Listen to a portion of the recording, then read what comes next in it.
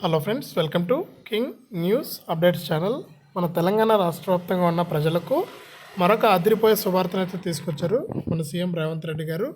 తెలంగాణ ప్రజలకు సంక్రాంతి కానుకగా మనకు సరుకులు అయితే ఇవ్వబోతున్నారండి ఉచితంగా రేషన్తో పాటు. ఆ వివరాలన్నీ కూడా మనం వీడియో ద్వారా తెలుసుకుందాం. వీడియోని లైక్ చేయండి, షేర్ చేయండి.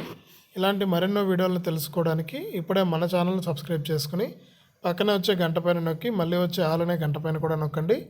అప్పుడే ప్రతి వీడియోను అందరికంటే ముందుగా మీరు మీ ఫోన్ ద్వారానే తెలుసుకుంటారు. ఇక మనం లేట్ చేయకుండా వివరాలకు కనుక వెళ్ళినట్లయితే మన తెలంగాణ రాష్ట్ర వ్యాప్తంగా చూసుకున్నట్లయితే ఇప్పటికే ఎన్నో పథకాలను అయితే అమలు చేస్తున్నారు మన సీఎం రేవంత్ రెడ్డి గారు. ఇక తాజాగా ఎవరైతే రేషన్ కార్డులు కలిగి ఉన్నారో వారందరికీ కూడా రేషన్తో పాటు మనకు 6 రకాల సరుకులను అయితే ఉన్నట్లు కూడా మనకు సమాచారం అయితే ఉంది. ఇక ఎప్పటి నుంచి ఈ సరుకులు అనేది పంపిణీ చేస్తారు, ఎవరికి పంపిణీ చేస్తారు, రేషన్ కార్డు వాళ్ళు లేని పరిస్థితి ఏంటి అనే సమాచారాన్ని అంతా కూడా తెలుసుకుందాం. అలాగే కొత్త రేషన్ కార్డుకి సంబంధించి కూడా ఇన్ఫర్మేషన్ అనేది తెలియజేస్తాను.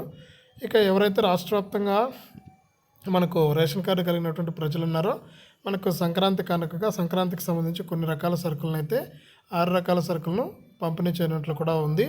ఇక గతంలో మొన్న క్రిస్మస్కే చూసుకుంటే మనకు కొన్ని రకాల సరుకులను క్రిస్మస్కు గిఫ్ట్ రూపంలో అయితే మన మంత్రి బట్టి విక్రమార్క గారు అయితే మనకు పంపిణీ చేయడం అయితే జరిగిందనమాట. ఇప్పుడు తాజాగా అదే తరహాలో మనకు రేషన్ కార్డు కలిగిన వారికి గత ప్రభుత్వాలు ఏ విధంగా కొన్ని రకాల సరుకులను ఉచితంగా అందజేశాయో అదే తరహాలో మనకు కొన్ని రకాల సరుకులను అయితే ప్రజలకైతే అందించనున్నట్లు కూడా మనకు సమాచారం అయితే ఉందన్నమాట. ఇక అదేవిధంగా ఎవరైతే కొత్త రేషన్ కార్డులకు దరఖాస్తు చేసుకోవాలనుకుంటున్నారో వారందరూ కూడా దరఖాస్తు చేసుకోవచ్చు. మీరు ఇప్పుడే దరఖాస్తు చేసుకోవాల్సిన సమయం అయితే ఉంది. ఇక ఇప్పటికే మనకు 6 గ్యారెంటీలకు సంబంధించి దరఖాస్తు గడువు కూడా నిన్నటితో ముగిసింది.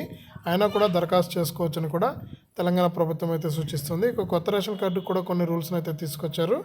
4 చక్రాల వాహనం ఉండకూడదని ఇన్కమ్ ట్యాక్స్ కట్టేవాళ్ళు వీళ్ళందరికీ కూడా కొత్త రేషన్ కార్డులు అయితే మంజూరు కావు. ప్రజలు ఈ విషయాన్ని గమనించాలి.